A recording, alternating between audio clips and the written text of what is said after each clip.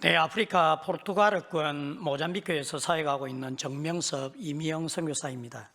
선교의 열매는 부족한 선교사들의 사역의 열매가 아니라 선교사를 파송하시고 배후에서 기도와 사랑으로 함께 하시는 교회의 열매입니다.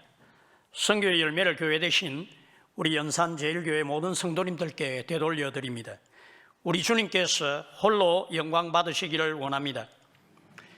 저는 한국 부흥의 끝자락인 1985년 뚝섬에서 열린 CCC 대학생들이 주최로 하는 금식 세계 선교대회에 참석하게 되어 처음으로 3일 금식하며 평생 기도 카드를 받게 되었습니다.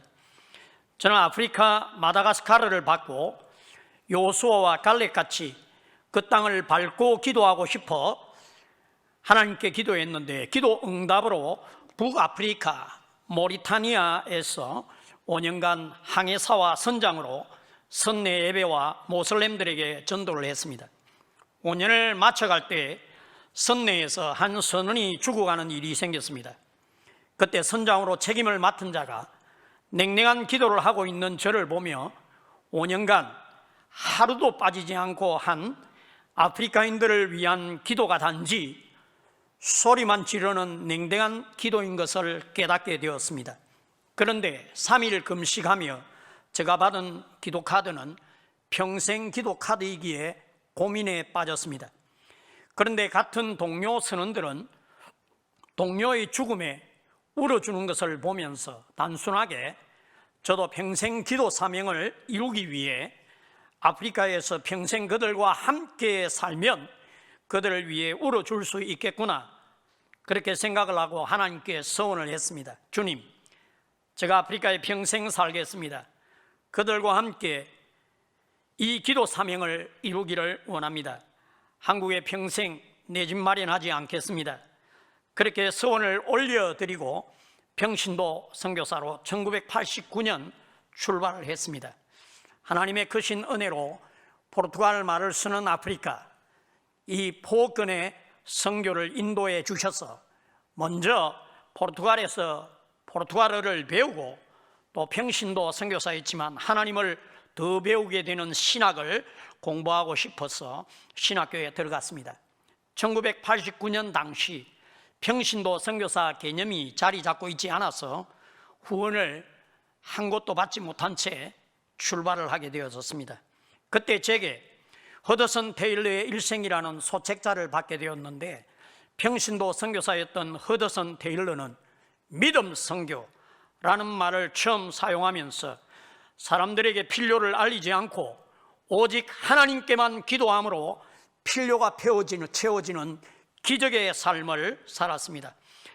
우리 하나님은 위대한 환경의 하나님이시기에 부르신 자들의 필요를 반드시 채워주시는 것을 증명해 보였습니다. 저는 후원이 없었기 때문에 이 믿음 선교가 마음에 크게 와닿았습니다.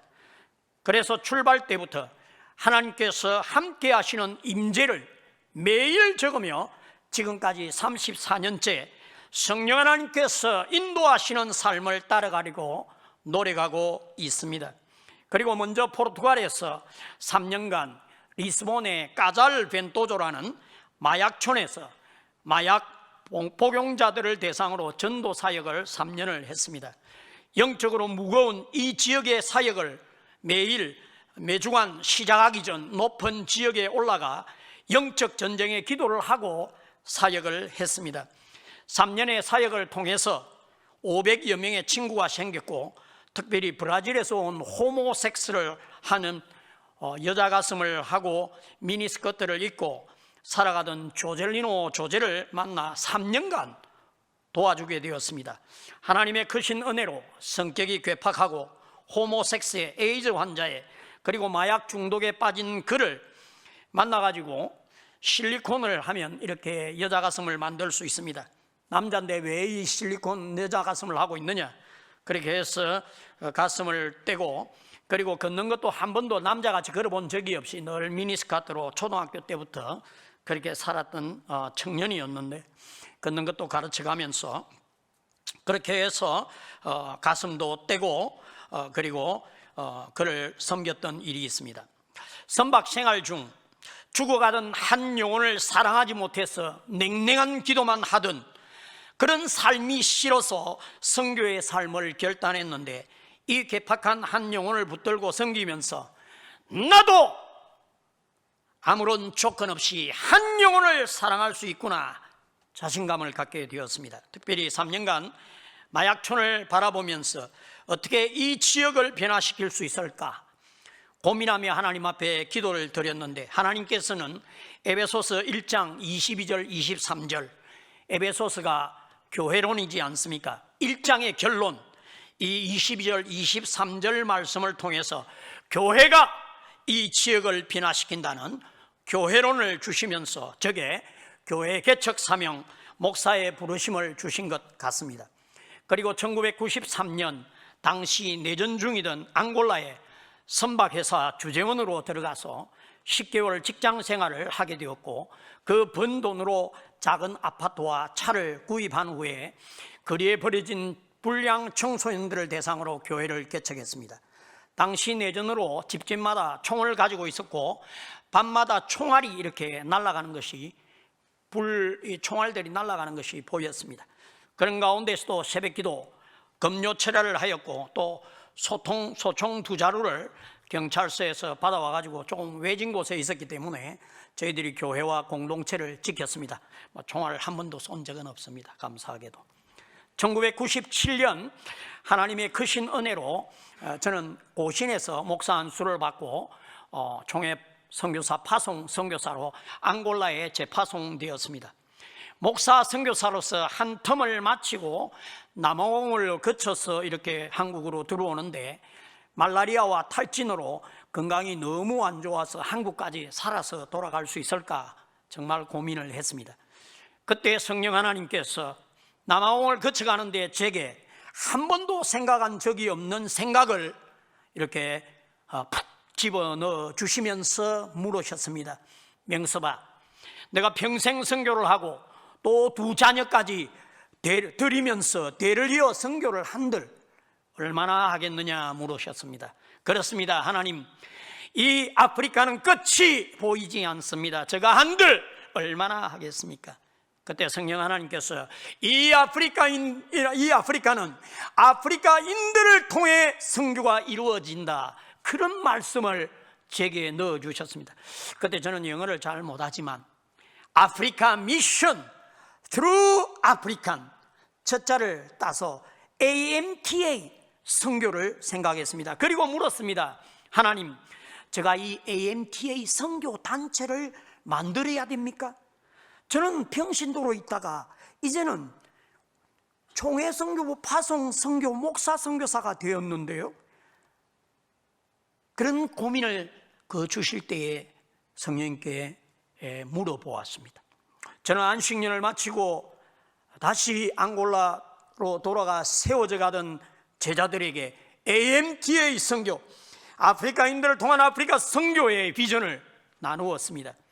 그래서 앙골라 제자들에 의해서 사역이 이루어지니까 그들에게 이양을 해서 그들로 앙골라 선교를, 또 그리고 아프리카인들을 통하여 아프리카 선교를 원하시는 성령님의 뜻을 따라서 이 앙골라 사람들, 현지인들이 일어나서 이 아프리카 선교를 이루어내는 그런 주신 비전을 따라서 앙골라 13개 교회와 공동체와 그리고 5,000명 초중고등학교 학교를 양육한 우리 제자 목회자들에게 이양을 했습니다. 그리고 제자 2가정과 6명 흑인 우리 제자 선교사들을 데리고, 앙골라 선교사들을 데리고 같은 포르투갈어권인 모잠비크로 저희들이 출발을 해서 사역한 지가 16년이 되었습니다. 모잠비크는 4명 중에 1명이 에이저입니다. 70%가 하루 한 끼를 먹으며 살아가고 있는 가난한 나라입니다.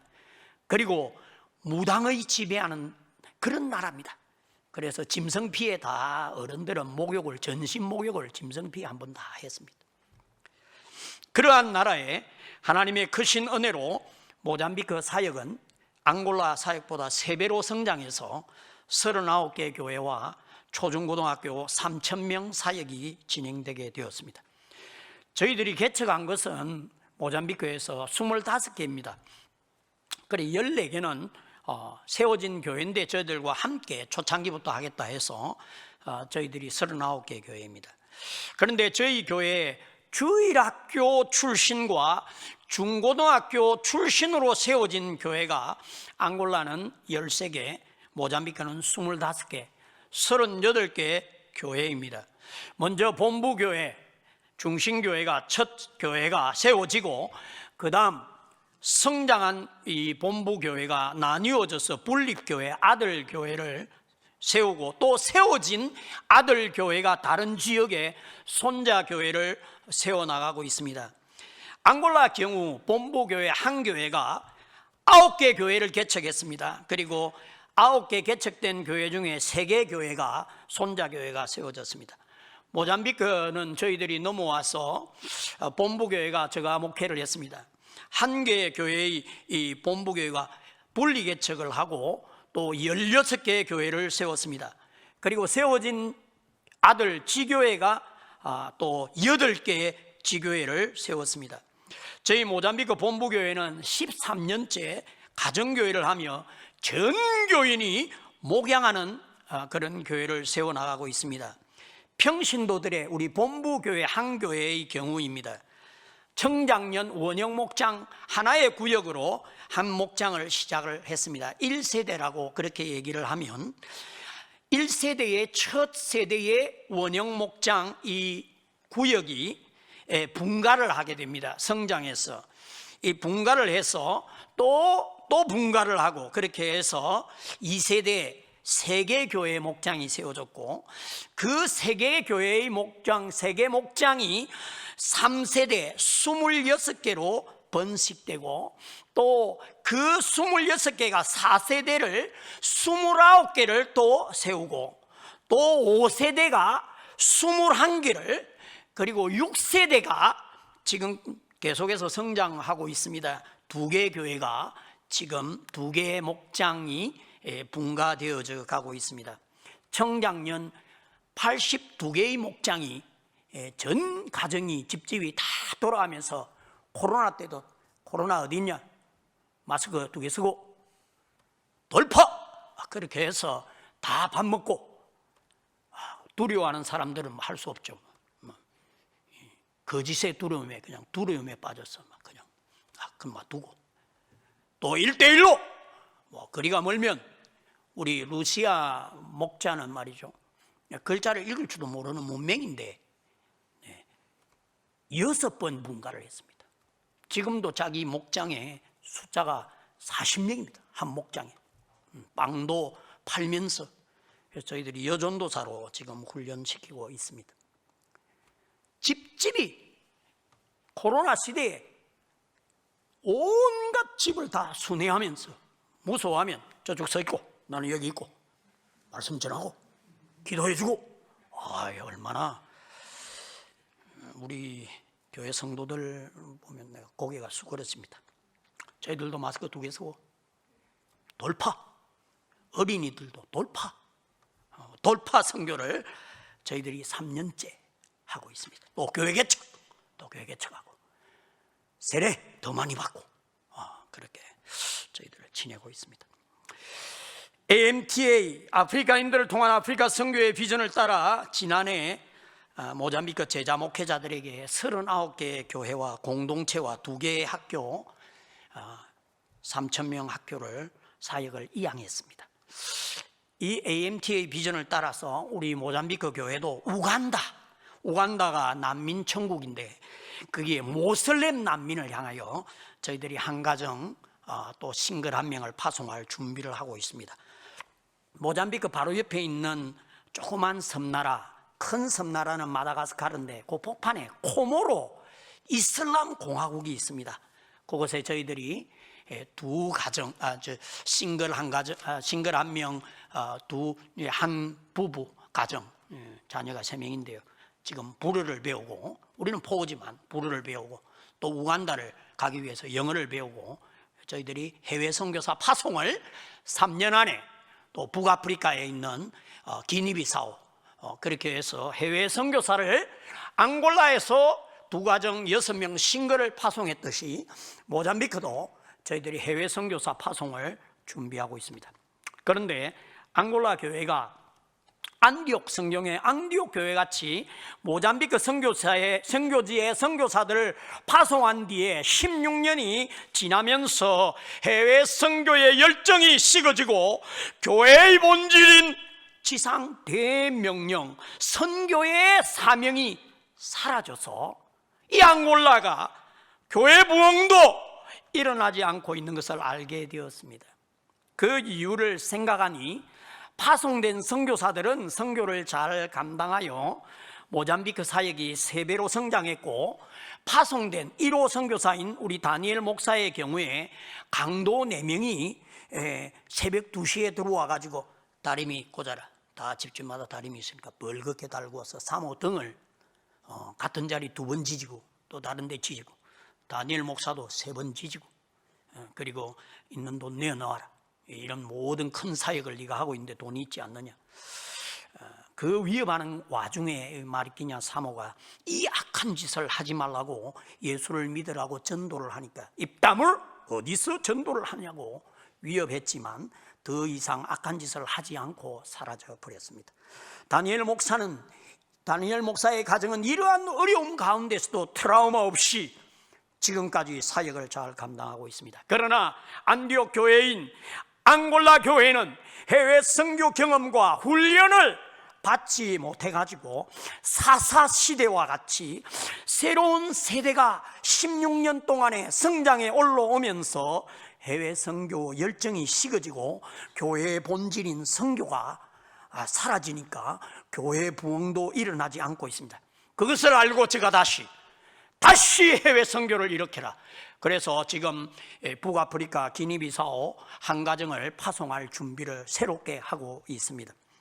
이 모잠비크도 동일하게 해외 선교 훈련을 받지 못한 새 세대들이 10년 뒤면 청년이 되는데, 앙골라처럼 또 해외 선교의 열정이 식어지고 교회 부흥도 사라지게 되는 상황이 반드시 일어나게 될 것을 깨닫게 됐습니다.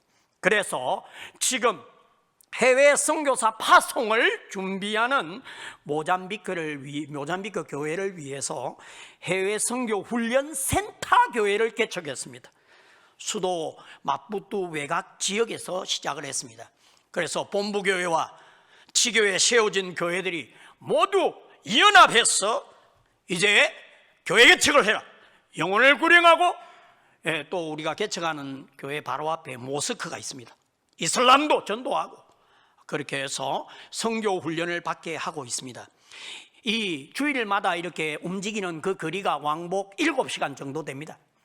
자비랑으로 와서 주일날 새벽 일찍 일어나서 이제 돌아가면서 이렇게 오게 되죠. 본교회도 하고 자기 교회도 하고, 그러면서 매주일 훈련 받도록 그렇게 해서 해외 선교센터 지금 개척교회는 세계교회의 탁월한 청년 리더십이 함께 사역하고 있고, 특별히 각 교회 중등부 리더십이 2달에 한 번 1박 2일로 새 개척장에 와서 토요일에 와서 전도를 하고, 또 중등부 예배도 참석하고, 또 주일 아침에는 전도한 집에 가서 새 영혼들을 데려오고, 그리고 함께 또 주일학교와 섬기고, 또 중등부도 참석하고, 장년 예배도 청장년 예배도 참석하고, 그렇게 점심 먹고 집으로 돌아가는 그런 사역을 훈련에 나오고 있습니다. 이번 달은 남자 중등부, 그 다음 달은 여자 중등부 1박 2일로 그렇게 진행하고 있습니다. 본부교회는 장년들도 저희들이 6개 초원이 있습니다. 대교구 같은 것이 6개가 있는데 매주 돌아가면서 개척교회에 와서 훈련을 받으며 함께 예배를 드리게 하고 있습니다. 새 개척교회는 6개월 만에 청장년 50명, 새 세대 200명, 그 중에 초등부와 중등부가 100명 출석입니다. 그런데 새 개척교회 사역을 통해 모잠비크 국내에서 해외 선교 훈련을 지금 하고 있습니다만은, 모잠비크를 떠나가지고 해외 선교 훈련을 받을 수 없습니다. 아프리카는 가난해서. 그 해외 선교 훈련 센터에 그런 것이 없다 보니까 이 해외 선교의 비전이 살아나지 못하는 것 같습니다. 앙골라는 수도가 북쪽에 있는데 해외 선교 경험을 하려면 비행기를 타고 우리 중등부를 데리고 와야 됩니다. 어떻게 그렇게 할 수 있겠습니까? 그런데 이 모잠비크는 이 새 개척 교회 사역을 통해서 이렇게 국내에서 해외 선교 훈련도 하고 1박 2일로 훈련도 받을 뿐만 아니라 모잠비크를 떠나가지고 해외 선교 훈련을 받을 수 있는 이것이 가능합니다. 그 옆에 나라가 스와질랜드인데 한국은 딱 우리만 있죠. 북한 때문에 비행기를 타야 일본 갈 수 있지만 일본이 옆에 붙어 있다 생각해 보십시오. 붙어 있는 스와질랜드라는 이름이 바뀌어져 에스와티니가 됐는데요. 이 스와질랜드에 저희들이 해외 선교 센터 교회를 개척하려고 합니다. 에스와티니 스와질랜드는 영어를 사용하고 남아공하고도 같이 붙어 있습니다. 무엇보다 자기들끼리 비자에 어려움을 주지 않는 나라입니다. 이 남부 아프리카는 말이죠, 이 EU 유럽 공동체처럼 사대기라는 것이 있습니다. 그래서 자기들끼리 비자 없이 패스포트만 있으면 그냥 넘어갔다 왔다 갔다 합니다. 앙골라 교회들은 이렇게 안디옥 교회에서 해외 선교 훈련을 성도들과 또 앞으로 이렇게 교회 일꾼들 청소년들이 해외 선교 경험을 직접 하기가 너무나 어렵지만 모잠비크 이 교회들은 세워진 이 39개 교회에 저희들이 수도권 중심으로 한 주일학교만 1000명입니다. 중등부 빼고 주일학교만 1000명입니다. 저희들이 우리 연합 지금 우리가 교단을 세워놨기 때문에 연합 주일학교 리더십 훈련, 연합 중등부 훈련, 고등부 훈련, 청년 훈련 그렇게 계속해서 저희들이 시켜나가고 있습니다. 그래서 저희들이 스와질랜드에 모잠비크 청소년들이 이 해외 선교 센터 교회 개척에 헌신을 하면서 함께 교회를 개척하고 세워나가는 선교 경험을 할 수 있고 또 영어도 배워나가서 또 하나님 앞에서 국제적으로 쓰임받을 수 있고 그렇게 해서 안디옥 교회, 이 모잠비크 안디옥 교회, 이 교회가 다시 한 번 더 AMTA, 이 아프리카인들을 통한 아프리카 선교를 감당하도록 새 세대들이 계속해서 선교의 비전 속에 일어나도록 이렇게 준비해 나가려고 합니다. 저희들은 모잠비크 비자 연장과 함께 에스와티니, 스와질랜드 비자도 같이 받아서 두 나라를 오가며 해외 선교 개척 사역 그리고 학교 개척 사역을 하게 될 것 같습니다. 앙골라 교회들도 AMTA 선교를 다시 일으키기 위해서 계속적으로 제가 지금 줌 시대라 월요일마다 제가 4시간씩 저희 교회들 말고 교단 말고 타 교단을 제가 줌으로 인터넷으로 여기에 있어도 강의를 계속 월요일마다 4시간씩 하고 있습니다. 줌으로 앙골라도 계속 리더십을 도전하고 있습니다. 이 코로나가 준 혜택일 수도 있겠죠. 저희들은 코로나 하나님 주신 기회로 알고 저희들이 적극적으로 이 하나님께서 맡기신 이 열방을 향하여 나아가는 그런 선교 현장 고민하고 있습니다. 저희들은 병원도 없고 뭐 백신이나 제대로 맞겠습니까? 중국 백신, 뭐 세로팜, 뭐 시노팜 그 정도 맞고 이러는데요. 저희들 돌파하고 있습니다. 뭐 코로나 그 두려움이 마귀가 주는 거짓 무서움도 있습니다. 저희들 우리 성도들도 얼마나 연약한 성도들은 안 오고 막 그러더라고요. 그래서 우리는 목요일 리더십, 화요일 리더십 많이 못 모이냐? 그럼 뭐 짜게 가지고 나눠가지고 또 1대1로 찾아가서 뭐 두려워하면 그 플라스틱 쓰고 좀 멀리 서가지고 기도해 주면 되죠. 기도 주여 하고 막 주여 가지 않습니까? 주님께 기도하고 말씀 성경 펴라. 성경 펴가지고 읽어. 기도 제목 뭔데? 뭐를 두려워하냐? 기도 응답 놓고 기도하고 막 그렇게 하고 있습니다. 멋지지 않습니까? 제가 우리 성도들 감동 많이 받습니다. 말씀을 잠깐 나누겠습니다. 누가복음 24장이죠. 32절을 보시면 그들이 서로 말하되 길에서 우리에게 말씀하시고 우리에게 성경을 풀어주실 때에 우리 속에서 마음이 뜨겁지 아니하더냐 하고, 우리 주님은 부활하신 날 당일날 12사도가 아닌 평신도 엠마오 제자 2명을 찾아가셔서 그들의 마음에 불을 지피시고, 또 그날 저녁에 33절을 보시면 다시 엠마오 제자 2명이 있습니다. 11사도와 그리고 함께 있던 제자들 앞에서 구운 생선 한 토막을 잡수시고, 십자가와 부활 사건이 일어나기 이전부터 우리 주님께서 이미 말씀하셨던 기록된 말씀으로 사도들과 초대교회 핵심 성도들의 마음에 불을 지펴 주셨습니다. 이 말씀을 오늘 잠깐 살펴보기를 원합니다. 44절을 보십시오. 주님에 대해 기록된 모세의 율법과 선지자의 글과 시편 말씀의 모든 것이 이루어져야 할 것이다 는 그 말씀을 하셨습니다. 보라신 주님께서 이 말씀에 이어서 설명하고 계신데, 그것은 4가지로서, 첫 번째 46절을 보십시오. 그리스도께서 십자가 죽음과 고난을 받으시고 제3일에 죽은 자 가운데서 살아나실 것에 대해 기록된 말씀이 이루어진 것을 말씀하셨습니다. 둘째로 47절에서 주님께서 주님의 비전으로 기록된 모든 족속 세계 선교의 역사의 말씀이 이루어질 것을 말씀하셨습니다. 세 번째로 48절에 이 세계 선교 비전에 우리를 정인으로 사용할 것이 기록된 그 말씀이 이루어질 것을 말씀하셨습니다. 마지막으로 49절에 정인된 초대교회 공동체, 그리고 교회된 우리 모두에게 오순절 성령 강림 이후에 성령 충만케 하셔서 세계 선교를 이룰 것에 대해 기록된 말씀으로 그들의 마음에 불을 강하게 지피셨습니다.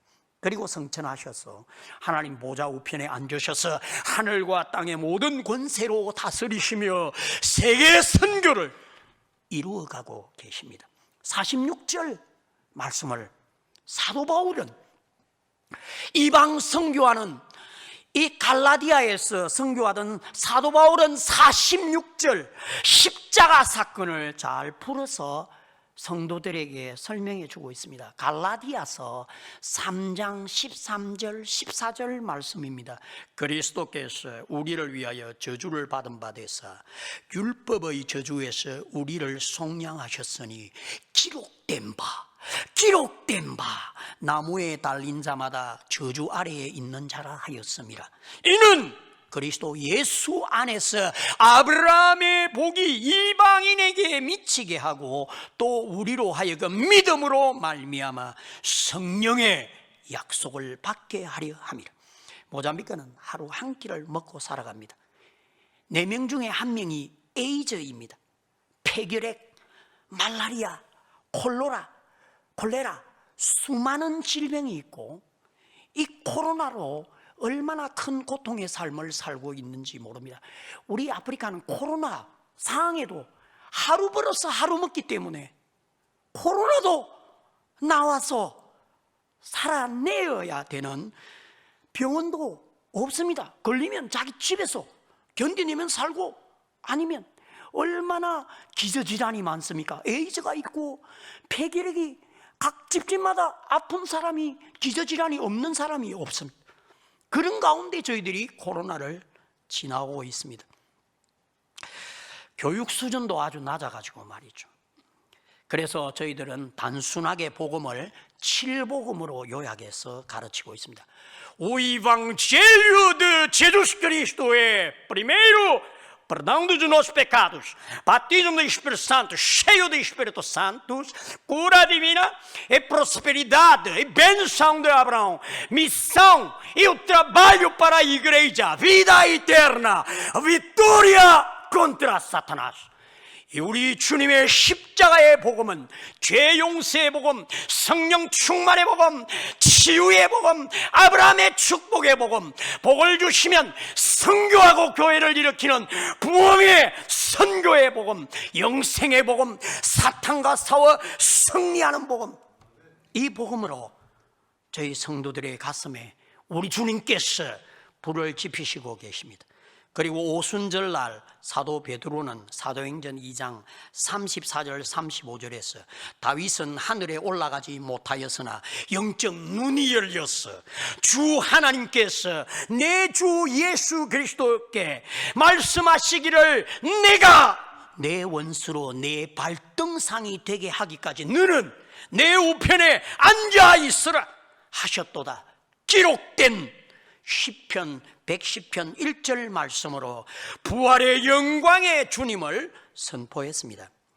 그리고 둘째로 우리 주님께서 47절에서 우리 주님께서는 세계선교 열방이 구원되고 쓰임받는 역사에 대해 기록된 말씀으로 그들의 가슴을 주님의 비전으로 뜨겁게 지피셨는데, 그 말씀에 대해서 이 이방사도 사도 바울은 1차 선교, 2차 선교, 3차 세계선교를 마무리하면서 로마에 있는 성도들을 위해 기록한 로마서의 마지막 결론 부분 16장은 인사로 마치는 거고 15장을 한번 펼쳐보겠습니다. 로마서 15장에서 이 세계 선교의 비전을 명확히 설명해 주고 있습니다. 15장 10절에서 첫째로 모세가 죽기 전에, 신명기 32장 43절에서 영적 눈이 열렸어. 그가 바로 죽기 직전에 그 큰 영성을 가지고 이 눈을 열어서 열방이 돌아오는 걸 보면서 선포하고 기록한 마지막 구절을, 그 말씀을 제시합니다. 열방들아, 주의 백성과 함께 선교지의 영혼들아, 파송하며 기도하는 우리 한국교회와 함께 즐거워하라. 둘째로 15장 9절 11절에서 사도 바울은 다윗 왕을 제시하면서 사무엘하 22장 50절, 시편 117편 1절에서 다윗이 또 그의 생애를 마치면서 영적 눈이 열렸어 열방이 돌아오는 것을 보면서 선포합니다. 여기 연세 되신 우리 성도님들이, 권사님들, 집사님들 많으신데요, 지금은 영적 눈이 열려야 할 때입니다. 다윗이 죽기 전 그는 그렇게 눈이 열려서 외칩니다. 내가 열방 중에서 주께 감사하고 주의 이름을 찬송합니다. 모든 열방들아 주를 찬양하며 모든 나라의 백성들아 하나님을 찬양하라. 셋째로 로마서 15장 12절에서 사도 바울은 대이사야 선지자의 열방이 구원될 것을 기록한 말씀을 선포합니다. 이사야서 11장 1절 10절, 이사야 대선지자가 눈이 열려서 외치는 그 외침의 소리를 들을 수 있는 저희들이 되기를 원합니다. 이새의 뿌리 곧 열방을 다스리기 위하여 일어나시는 이가 있으리니 열방이 그에게 소망을 두리라. 사도 바울은 구약의 핵심 인물, 부활하셨던 그날 주님께서 친히 풀어주셨던 그 모세의 율법, 선지자의 글과 시편 말씀대로 모세와 다윗과 이사야 선지자가 영적 눈이 열려 세계 선교의 역사, 모든 민족의 구원 역사를 바라보고 선포한 그 말씀을 제시하고 있습니다. 그리고 마지막 로마서 15장 13절에서 결론으로 소망의 하나님이 모든 기쁨과 평강을 믿음 안에서 너희에게 충만하게 하사 성령의 능력으로 소망이 넘치게 하시기를 원하노라. 소망의 하나님, 미래의 일을 우리를 통해 반드시 이루시는 그 하나님을 선포합니다. 그것은 부활하신 주님께서 친히 약속하신 대로 우리 하나님은 비전의 하나님이시요 소망을, 미래를 이루시는 하나님으로서 우리 주님의 십자가와 부활의 역사로 열방이 주님께 소망을 두고 복음으로, 구원으로 통치되는 것을 선포하는 정인된 우리들에게 모든 기쁨과 평강과 믿음을 주시되 충만하게 주실 것을 약속하시는 하나님을 제시하면서 사도 바울은 로마서를 마무리하고 있습니다. 그리고 정인된 우리에게 성령 하나님께서 함께 하심으로 성령의 능력으로 세계 선교 소망, 세계 선교 비전이 넘치게 역사하시는 미래의 하나님, 소망의 하나님을 제시하면서 로마서의 결론을 맺고 있습니다. 사도 바울은 십자가와 부활의 정인된 저희들에게 성령 하나님께 붙잡혀 세계 선교의 부흥의 역사를 이루는데 전적으로 헌신되기를 오늘도 말씀을 통하여 저희들에게 도전하고 있습니다. 다시 본문 누가복음 24장으로 돌아가겠습니다. 누가복음 24장 16절을 보시면 그들의 눈이 가리어서 그인 줄 알아보지 못하거늘 31절에 그들이 눈이 밝아져 그인 줄 알아보더니 예수는 그들에게 보이지 아니하시는지라. 왜 엠마오로 가는 두 제자는 바로 곁에 계신 부활하신 주님을 볼 수 없었을까요? 그것은 일어난 환경으로 신앙과 삶의 절망에 빠져서 가슴이 식어지고 주님의 열정이 식어져 버리게 되었고 달려갈 목표까지 잃어버리고 결국 엠마오까지 내려가고 말았습니다. 절망은 신앙과 삶을 완전히 파괴하도록 뒤흔들어 버립니다. 그러나 사랑과 능력의 우리 주님은 포기치 않으시고 그들에게 다가가 그들의 식은 가슴, 식은 열정을 십자가와 부활의 뜨거운 가슴으로 다시 일으켜 세워주셨습니다. 교회의 머리 되시고 저희들은 그 몸된 우리들, 교회 공동체들을 저희들이 이루고 있는데요. 누가복음 24장 33절에서 11사도와 함께 있던 제자들, 그리고 엠마오 두 제자, 초대교회 핵심 일꾼들에게 주셨던 말씀을 오늘 저희들이 나누면서 평생 가슴에 품고 살아야 할 두 가지를 말해보세요 하면 무엇일까요? 특별히 장기화된 코로나로 인해서 두려움과 절망의 시간을 보내는 교회의 지체들, 교회의 부흥에 대해 근심하는 우리들에게 중요한 두 가지는 무엇일까요? 그것은 주님의 열정, 가슴에 불을 지피시는 열정과 세계 선교를 이루실 주님의 비전을 가슴에 다시 품는 것입니다. 그런데 주님의 열정과 그 모세처럼 다윗, 이사야 선지자, 사도 바울처럼 영적 눈이 열려 주님의 비전을 볼 수 있는 것이, 이 열정과 이 비전이 따로 분리되어 있지 않고 철저히 하나로 연합되어 있습니다. 주님의 비전이 없다, 그 말은 영적 소경 상태로 지금 현 상황도 앞으로의 내일도 볼 수 없는 영적 눈이 감겨 있다는 것입니다.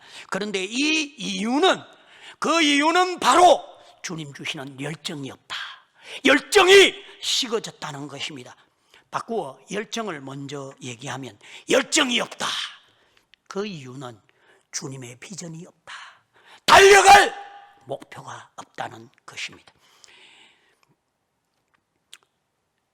열정과 비전은 철저히 하나로 연합되어 있습니다. 십자가의 사랑의 우리 주님은 저희들의 신앙생활 가운데 엠마오 두 제자처럼 절망 가운데 말씀 생활과 기도와 전도와 세계 선교에 식어지고 엠마오로 내려가던 우리들을 성령 하나님의 능력으로 다시 열정을 불러일으키시고 주님이 친히 이루실 교회 부흥과 세계 선교의 비전으로 코로나 상황 속에서도 세계 선교 현장으로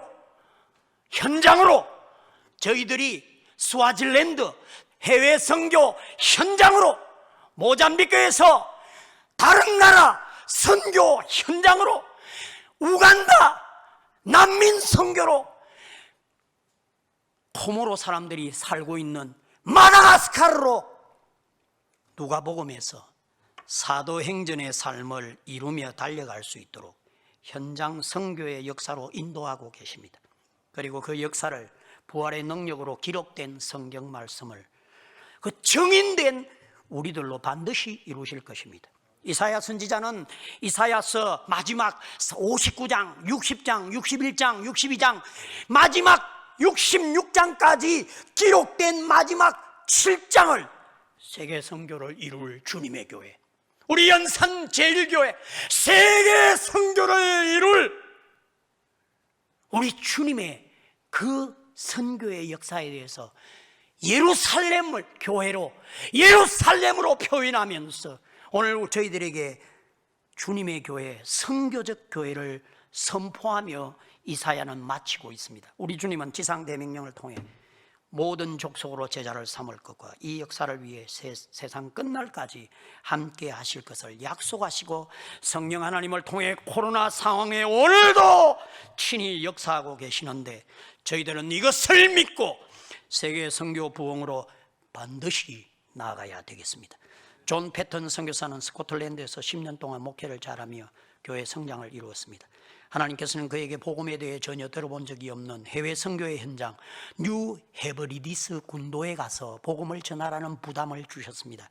80여 개의 섬들이 있는 이곳은 이미 20년 전에 두 선교사가 도착하자마자 식인종들에게 잡힌 이후로 20년째 아무도 가지 않는 곳입니다.